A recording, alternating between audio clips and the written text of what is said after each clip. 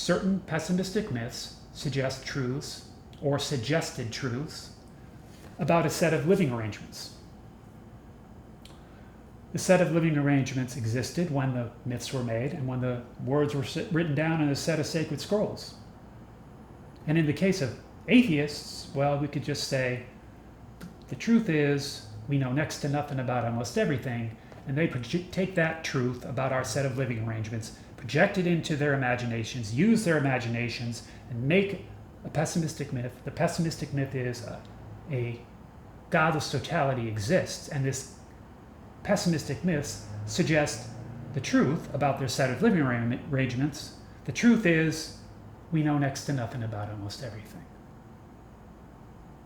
And this is what I find very interesting about atheists, is they will go on about how, well, if you don't have any evidence to support a belief in an idea, then you're being irrational if you choose to believe in it.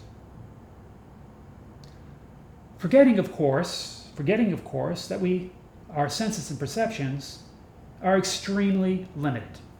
Our senses and perceptions are limited by the alien, fractal, infernal, temporal attributes of our seed bodies. What do I mean by that?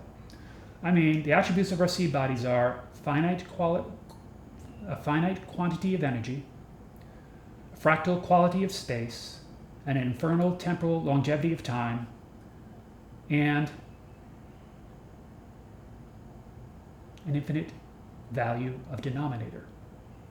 Now, this last term you might not be familiar with, infinite value of denominator. This value denominator, what am I talking about? Well, imagine an equation.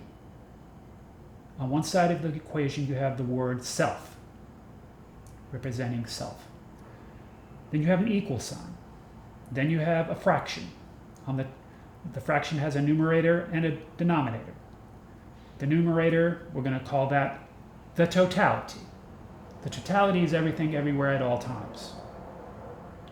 Some things existed in the past, those things are part of the totality. Some things exist right now, those things are part of the totality. Some things will exist in the future, those things are part of the totality. The totality is everything, everywhere, at all times. So you have that on the top of the fraction as the numerator, and on the bottom you have a denominator. And so to make the equation true, we must put an infinite number in there. And that's why we say the value of denominator is infinite. So self equals the totality divided by infinity.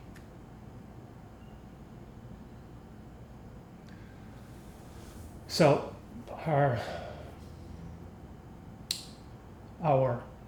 senses and perceptions are limited by our proximities to specific points in energy, space, and time. And our senses and perceptions are limited by the attributes of our seed bodies. And so for atheists to say, well, if you can't prove it exists, then it doesn't exist, is like, it makes no sense. That's where the problem is. And all they are doing by espousing a belief in the value of a godless totality,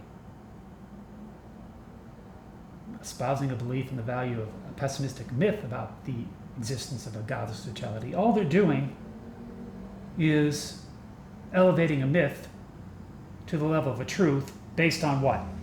Based on their inability to sense and perceive things, based on their knowing next to nothing about almost everything. Atheists don't like it when you tell them that, probably. And I don't think I'm going to get any pushback from atheists, but you know what? The thing is, when it comes to atheists and when it comes to practitioners of discovery religions, they both believe in the value of pessimistic myths. And this leads me to a question. The question is, why choose to believe in the value of pessimistic myths when you could choose to believe in the value of the most optimistic myths? And guess what? They don't have a good answer for that, in my book. Their answer is, these pessimistic myths are truths.